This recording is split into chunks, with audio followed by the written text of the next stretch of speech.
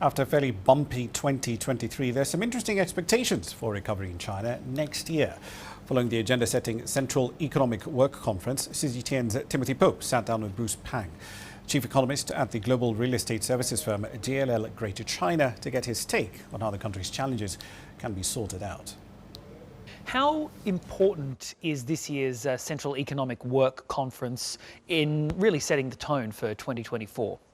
Yes, in terms of the external environment, actually, recent data shows the potential risk of slowdown in the global economy as well as in many macro economies.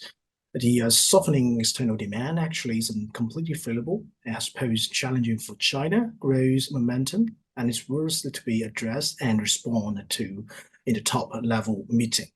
And domestic-wise, the market expected some pro-growth policies to quickly bear fruit, which has not yet been effectively translated into near-term growth due to the constrained policy transmission and business confidence. And the economy is still facing some structural issues together with local government debt risk, distress in the housing market, etc.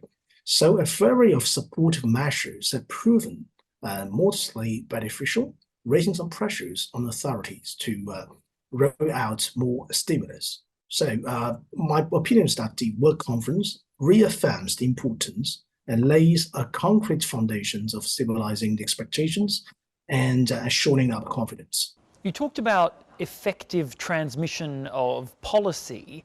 How much new policy and how much new stimulus is the economy going to need?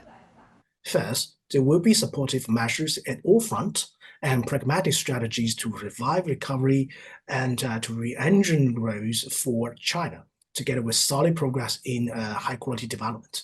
The second is that the policymakers pledge to boost domestic demand and restore the business confidence to take steps to reorient the economy towards household consumption and market-oriented allocation of resources. And the third one is that the central governments not only recognize the achievement and momentum of China's economy, but also identify some specific issues and unfavorable factors and challenges to tackle. The property sector is obviously a major area of concern and has been for a while. What can be done there, both to promote the sector as a whole, but also just to bring home buyers back to the market? Is this an issue of confidence, one of affordability, or is it a combination of factors?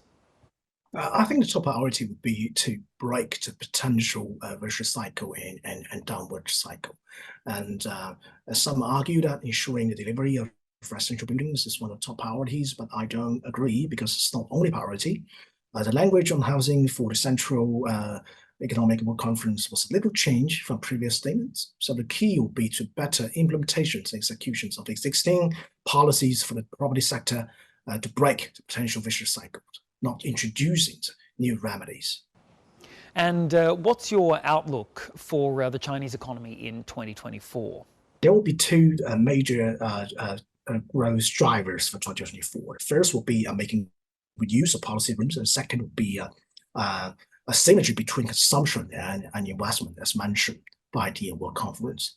So that there will be better collaborations and strong synergy across different policies, including physical, monetary, science, technology, industrial policies, etc., among others. And also strengthened innovations and coordinations of policy tools could also be seen, which are positive to stabilize expectation sentiment to promote the transition of growth model and structural adjustments. And demand, especially as domestic demand, is key. So consumption and investment are the two wings of China's growth. And I think the virtuous cycle, the positive effect from both investments and consumptions, and could also be a very important catalyst to further boost China's growth.